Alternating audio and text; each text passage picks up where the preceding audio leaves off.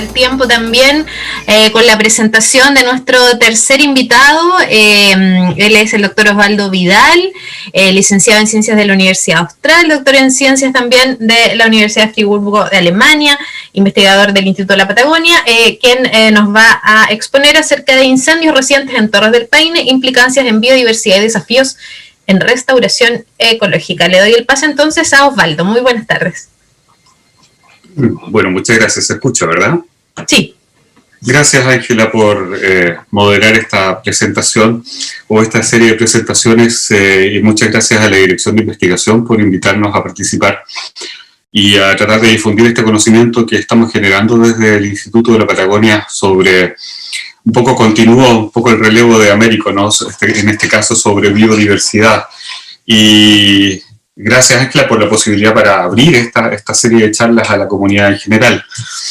Lo que quiero compartir es un poco, traer un poco a colación los incendios, un tema que pasó hace ya bastante tiempo en Torres del Paine, pero que año a año y en esta fecha se empieza a poner de moda de nuevo porque ocurren precisamente en épocas de sequía. Espero que no pase este año, pero bueno, estamos hablando de los incendios que han ocurrido de manera reciente en Torres del Paine y cuáles son las implicancias, ¿no?, que tienen en biodiversidad y los desafíos en restauración ecológica, cuáles son los desafíos que nos impone esto. Para entrar en contexto un poco, explicarles, yo sé que la comunidad entiende muy bien de qué se trata Torres del Paine, es un parque nacional con una gran superficie, ¿no? Estamos hablando de 242.000 hectáreas, Parque Nacional en 1959 y Reserva de la Biosfera en 1978. Lo que podemos ver claramente es esta hermosura que son los paisajes y que atraen a un gran número de turistas. Pero más allá de los paisajes, una de las cosas fundamentales que tiene en términos ecológicos el parque son los vientos del oeste, que tienen una gran influencia en la precipitación desde el oeste hacia el suroeste, digamos. Los vientos del oeste traen mucha precipitación, mucha lluvia, que va quedando de alguna manera como un efecto biombo, un efecto Föhn, aglomerada a través de las paredes rocosas que son estas montañas, y entonces van generando un gradiente de precipitación en donde en algunas zonas podemos ver se ha descrito aproximadamente unos 1.400 milímetros de precipitación, esto es 1,40 m de lluvia, hasta unos 250 milímetros de precipitación, esto es apenas 25 centímetros de lluvia, en un margen de distancia que es alrededor de unos 50 kilómetros de largo. Entonces es un gradiente muy fuerte, y este gradiente nos va a ayudar a determinar distintos tipos de comunidades vegetacionales, comunidades terrestres, tipos de hábitats en el fondo. A través de este gradiente vamos a encontrar bosques perennifolios con dominancia de Nothofagus betuloides, es decir, el código de Magallanes.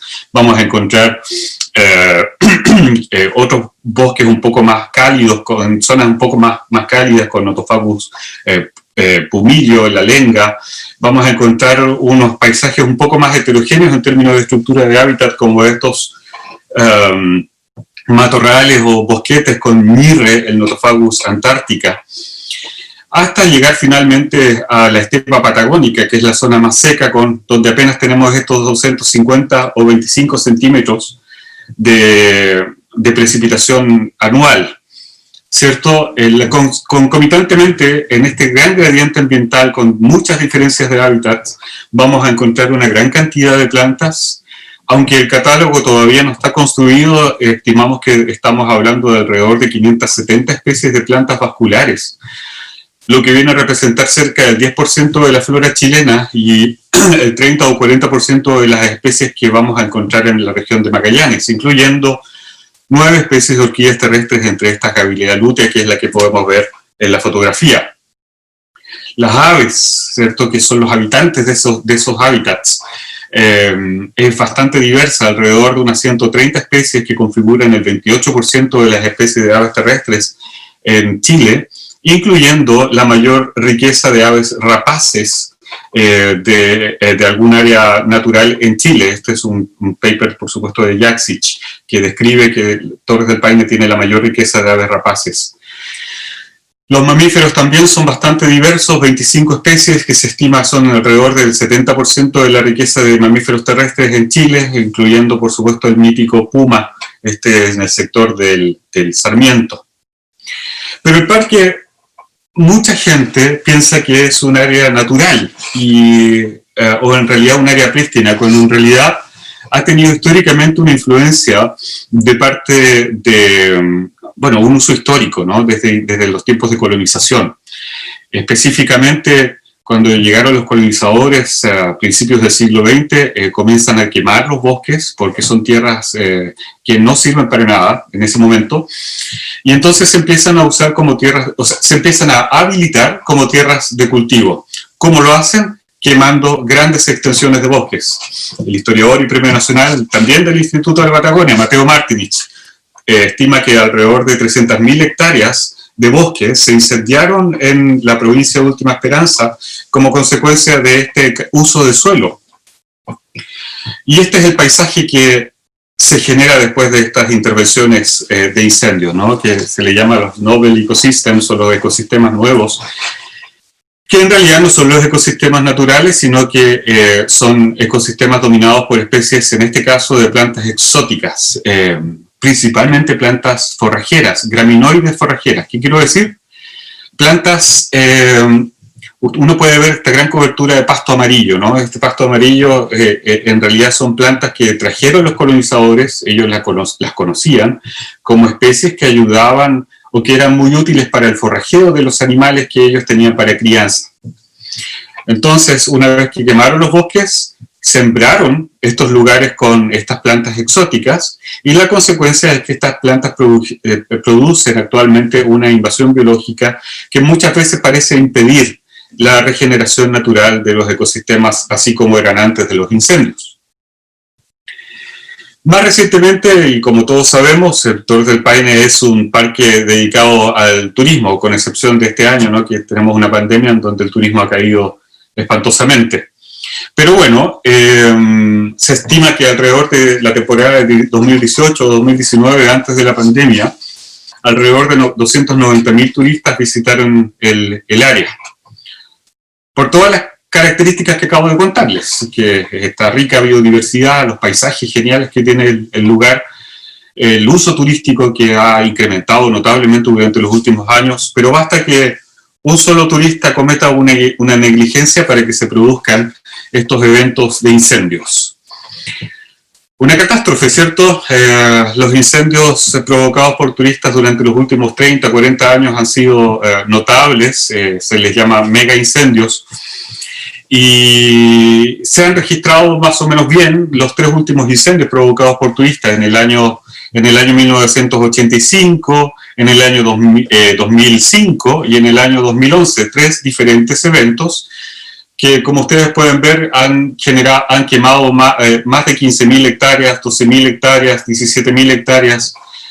Por lo tanto, una gran superficie del parque, alrededor del 18% del parque, ha sido incendiado durante los últimos años como consecuencia de estos eventos de los incendios.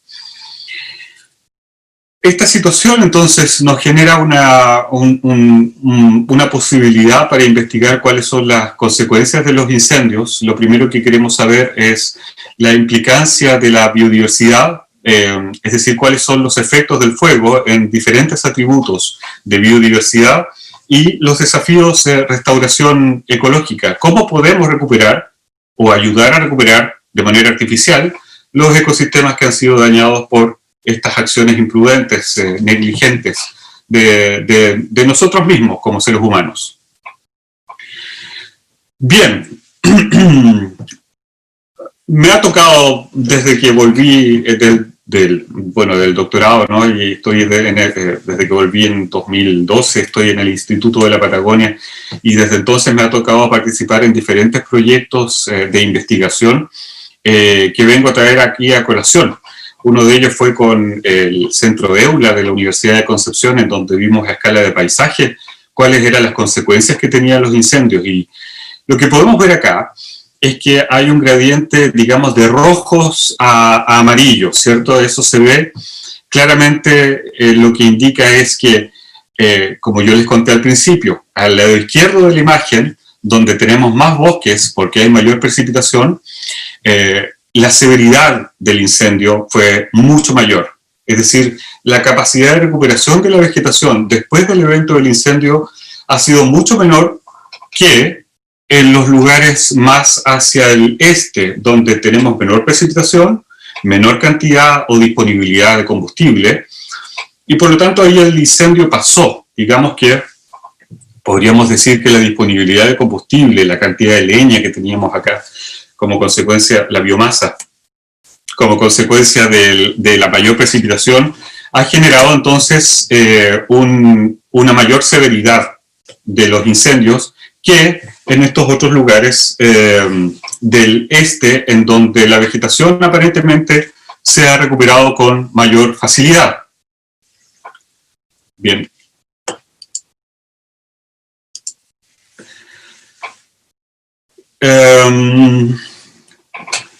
Uno podría asumir de que la vegetación se ha recuperado con mayor facilidad, pero en términos de cobertura de la vegetación eso es así. En términos de la composición, sin embargo, en términos de cuáles eran las especies que estaban antes y las especies que llegaron después, uno se da cuenta de que realmente no hay una verdadera recuperación.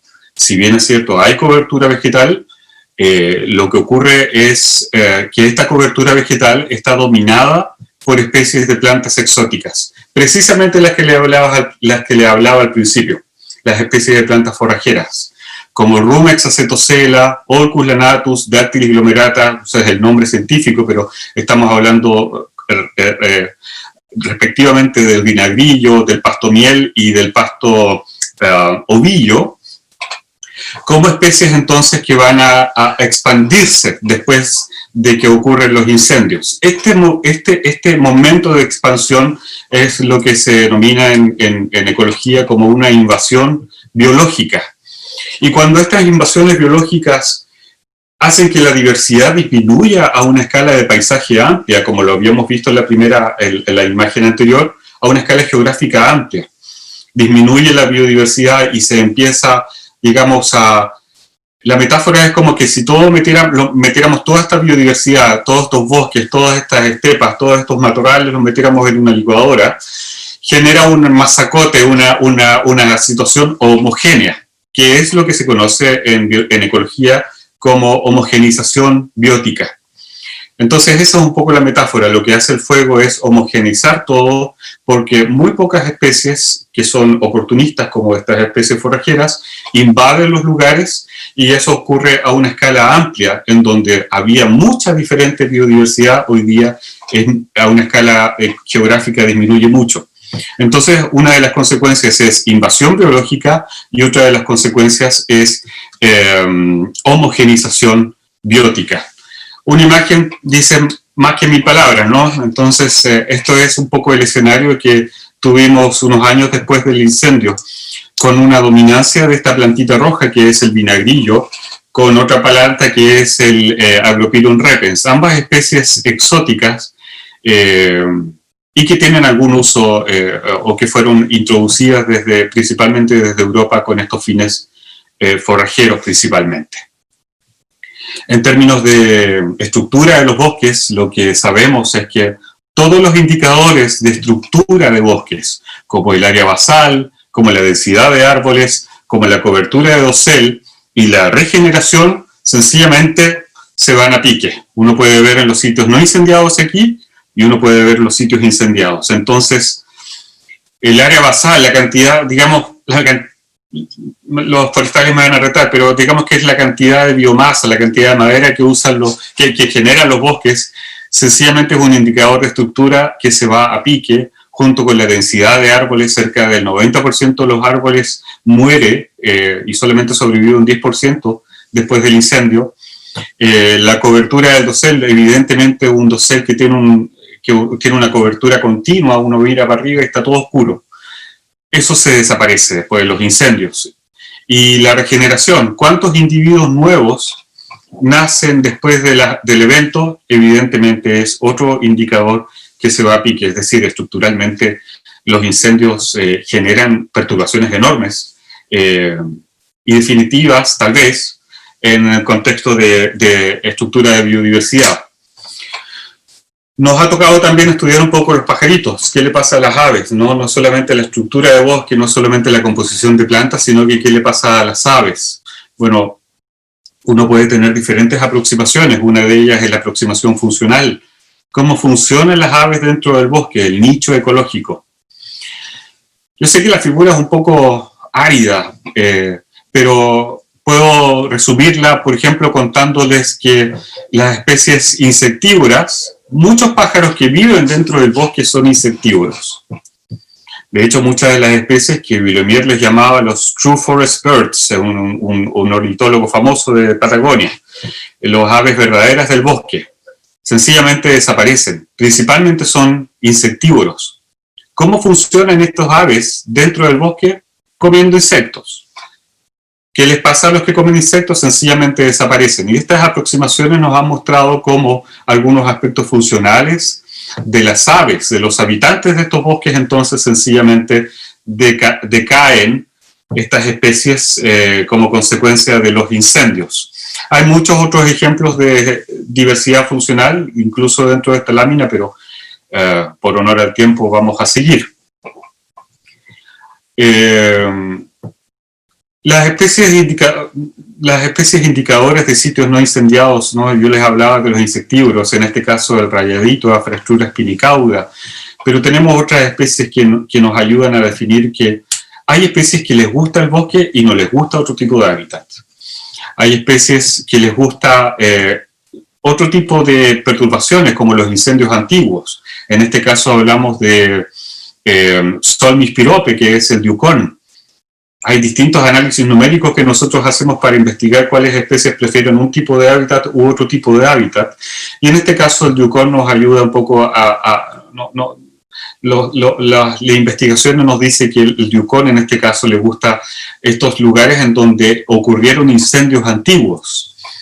Y los incendios recientes están más caracterizados por especies como el chincol, Sonotrichia capensis, que es un pájaro evidentemente granívoro. ¿Qué quiere decir esto? Que le gustan los granos. Es decir, los pájaros que comen granos profitan de los lugares recientemente incendiados. Y ahí uno se da cuenta un poco que está todo conectado, ¿no? Yo les hablé de las invasiones biológicas, de estas plantas que llegan, que son forrajeras, pero que al mismo tiempo, como son gramíneas, generan granos. Son cereales, en otras palabras. Y de estos granos, entonces, profitan las especies que son aves granívoras, como en este caso el chincol. ¿Cuáles son los desafíos en restauración ecológica? Tenemos mucha tarea aquí, mucha tarea y poco recurso. Una de las cosas que hemos estado tratando de hacer es determinar cuáles son las distintas comunidades vegetacionales dentro del parque, tratar de mapearlas. Esto es muy importante para conocer bien la distribución de los diferentes hábitats y tomar decisiones de manejo, ¿cierto?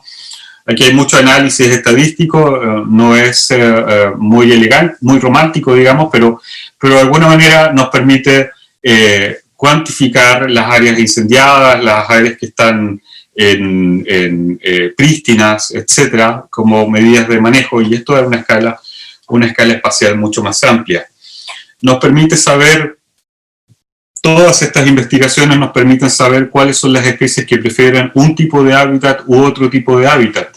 Lo que le preguntaban a Américo, ¿no? Las especies fundacionales o los tipos de biótopos. En este caso tenemos los tipos de hábitats. Y cuáles especies les gusta vivir en esos hábitats y no en otros hábitats. Entonces, ese tipo de análisis lo tenemos. Por ejemplo, esta secuencia nos muestra las especies que prefieren el bosque de lenga. Podemos llegar a niveles un poco más de detalle, como cuáles son las especies que prefieren el bosque de lenga y no el bosque de coihue de Magallanes. Nos ha tocado en otros proyectos plantar 20.000 lengas, de las cuales yo personalmente planté cerca de 700. Y hemos estado evaluando el crecimiento de estas plantas a través de los años. Entonces la reforestación es una de las actividades que hemos hecho. Y para eso, entre otras cosas, hemos usado los legados biológicos, es decir, las estructuras orgánicas remanentes de los incendios. Eso se les llama los biological legacies en la literatura, y los legados biológicos nos permiten, ayudan, ustedes se dan cuenta aquí, generan sombra, ayudan a que las plantas crezcan un poco mejor que si estuviesen en lugares más expuestos. Bueno, al menos en teoría. Y esas son el tipo de hipótesis que entonces que tenemos que probar un poco en el largo plazo. Esto nosotros lo plantamos en distintos lugares, en Laguna Azul, en Explora y en Lago Grey, 2013. Y los resultados iniciales sobre sobrevivencia en los 3 lugares nos muestran que la sobrevivencia inicial fue súper buena, llegamos al 97%, el 87% y el 61% el primer año, y eso fue decayendo un poquito durante los 2 años siguientes. Lamentablemente, cuando se acaba la atención, se acaban los recursos también, entonces se hace muy difícil seguir monitoreando. Vamos a ver si podemos ir este año, si la pandemia también nos deja, a poder ir a evaluar, y entonces podríamos haber evaluado varios años después si la sobrevivencia sigue siendo igual o ha disminuido en varios años. Estamos hablando de ecosistemas con árboles que tienen 200 años, 300 años. Por lo tanto, una fotografía inicial es apenas un momento de la vida de estos árboles. Una de las últimas diapositivas, entonces, es... bien, estamos cuantificando otros atributos, como cuánto crece un arbolito plantado anualmente, ¿cierto? En los lugares más húmedos, yo les conté el gradiente de precipitación, crece en altura unos 7 centímetros, 7,4 centímetros. Eso es todo lo que hace durante un año entero una temporada de crecimiento en primavera-verano.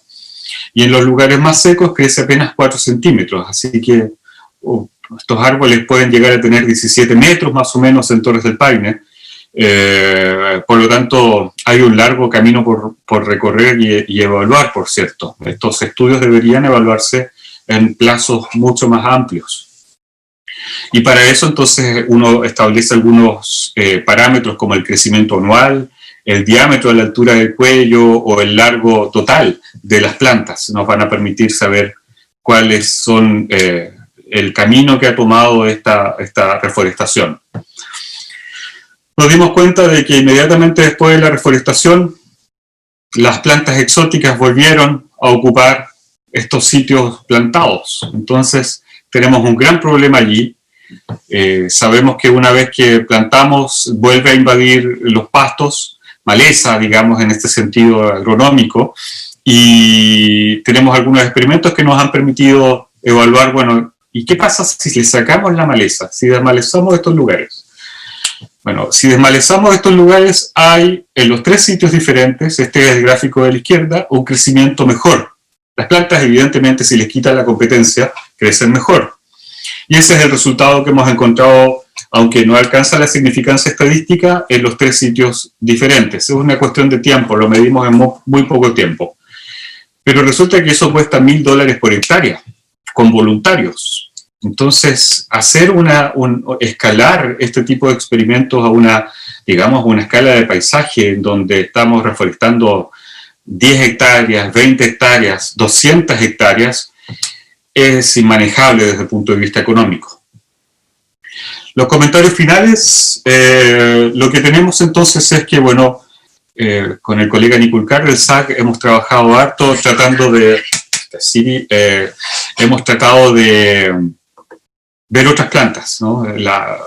Está muy metido ahí en el coco un poco, que es el tema de la reforestación, pero lo cierto es que, como yo les conté, hay muchos diferentes hábitats, incluyendo la estepa patagónica. La estepa patagónica es súper infravalorada en Magallanes, cuando aparentemente es mucho más rica en especies que los bosques.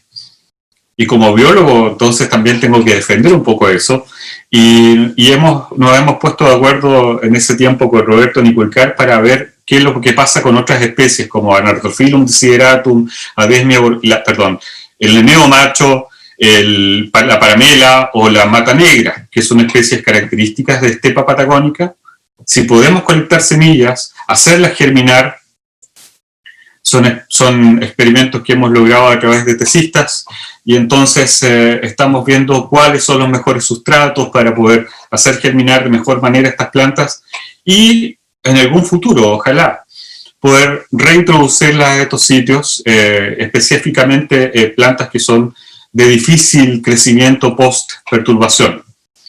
Entonces, ese es un poco el cúmulo de cosas que hemos ido desarrollando. Los problemas que tenemos es invasión biológica, homogenización biótica, las plantas sensibles a los incendios no vuelven a crecer en los lugares y tenemos una pérdida de biodiversidad funcional. Es decir, los pajaritos, cómo funcionan los pajaritos dentro de los bosques es una característica, un atributo que se pierde después de los incendios. Los desafíos en restauración ecológica para nosotros es un poco pensar más allá de los bosques, tratar de que esta información se pueda, todo este conocimiento agronómico sobre la restauración ecológica se puede incrementar para otros tipos de ecosistemas más allá de los bosques. Y bueno, y sabemos que el control de especies exóticas no incrementa significativamente el crecimiento de los árboles. Queremos entonces potenciar actividades de restauración ecológica en estepa, ojalá pudiésemos hacerlo, y por supuesto monitorear lo que ya hemos hecho en los próximos años. Bien, eso es un poco lo que hemos, a través de distintas iniciativas, hecho durante los últimos años y a manera de resumen he querido compartirlo hoy día con ustedes. Así que muchas gracias, repito la invitación, gracias al colega Sergio Radich de la Dirección de Investigación por la invitación y Ángela por moderar esta presentación. Bien, Osvaldo, muchas gracias a ti por, como le he dicho también a los demás expositores, habernos compartido todo este trabajo de largo aliento sin duda y que trae una trayectoria de muchísimos años porque son incendios ciertos que se han venido dando en el tiempo. Sin duda que es muy interesante, pero también brutal dimensionar, si lo extrapolamos más allá del caso local, ¿cierto? Cuánta cantidad, reiterativamente lo digo, de hectáreas y hectáreas a nivel mundial son quemadas, arrasadas por los incendios y así la biodiversidad se ha visto afectada, es tremendo. Pero sin duda que este tipo de aportes y trabajos ayuda, ¿cierto? Y da un poco el aliento a seguir buscando salidas a temas tan complejos. Y ahí un poco enlazarlo tal vez con el tema del turismo, que tú también lo mencionaste, Osvaldo. ¿Cómo hacer que este concepto realmente tenga un sentido más real si hacemos también un poco el ejercicio de pensar que el turismo finalmente sigue de una manera casi como en despegue todas las temporadas? Si no fuera por la pandemia tal vez tendríamos digamos, mucha cantidad de turistas metidos ahí en el parque. ¿Cómo hacer tal vez esta relación para que este choque, digamos, de áreas no se vuelva a producir o realmente de aquí en adelante ya es inevitable? ¿Cuál es tu reflexión al respecto? Bueno, es una pregunta difícil, la verdad, porque bueno, primeramente uno no sabe, ¿cierto?, cuál a veces el comportamiento de los turistas es impredecible. Y sobre todo en lugares en donde, como Torres del Paine, en donde los costos son tan exorbitantes. Entonces, ¿cuál es la relación que hago? En el fondo, que a veces llega mucha gente, mucho campista, que no necesariamente va a respetar las regulaciones porque quiere ahorrarse algunos pesos. Conversando con varios colegas, en realidad, tanto de CONAF como de AMA Torres del Paine, que administra un área privada dentro del parque. Sabemos que muchos turistas no respetan las regulaciones y se quedan a acampar en lugares no autorizados. Eso es una constante a través de todos los años, a pesar de lo que hemos visto, ¿no?, de las consecuencias. Entonces, es muy difícil a veces predecir lo que va a suceder. Siempre está el riesgo. Hay una amenaza latente de que los incendios vuelvan a ocurrir una y otra vez. Esta amenaza latente se incrementa porque el número de turistas está incrementando. Y por lo tanto, lo que hay que aprender, bueno, son lecciones de lo que nos deja esta biodiversidad y tratar de que lo ha hecho muy bien, tanto la administración privada como la administración pública. En CONAF, sencillamente disminuir los incendios. Es decir, los últimos incendios ocurrieron en el 2012 y no han vuelto a ocurrir desde entonces. Entonces, creo que hay un buen manejo, pero el riesgo persiste. Entonces, es muy difícil conciliar el turismo con actividades que puedan tener un impacto en la naturaleza, en regiones tan sensibles como Magallanes. Toda la ecorregión magallánica subantártica, en donde el turismo está incrementando, incrementa también la amenaza contra esos ecosistemas. Erosión del suelo, contaminación, incendios y muchas otras consecuencias ecológicas negativas van a afectar estos ecosistemas. Entonces, lo que tenemos que hacer como investigación, como investigadores, que es algo que no está bien hecho todavía en Magallanes, es generar una red de atributos que nos permitan cuantificar cuándo el impacto es demasiado para poner un stop, digamos, o manejar, literalmente manejar las áreas, pero en función de indicadores ecológicos. Eso yo no lo he visto todavía en la literatura regional. Y creo que sería un gran aporte generar un set de indicadores ecológicos que nos permitan monitorear las actividades turísticas y el impacto que tienen en los ecosistemas. Eso creo que sería un próximo aporte, pero claro, para cerrar tu pregunta, es muy difícil conciliar a veces el turismo con la conservación, como lo hemos visto en estos casos. Pero hay herramientas que nos permiten ser eficientes y hay que aplicarlas. Sí, sin duda, un desafío súper grande y que se tiene por delante, pero que se tiene en vista, ¿cierto?, para evitar, digamos, estas catástrofes tan lamentables. Bien, Osvaldo, te agradecemos por tu tiempo. Muchas gracias. Gracias.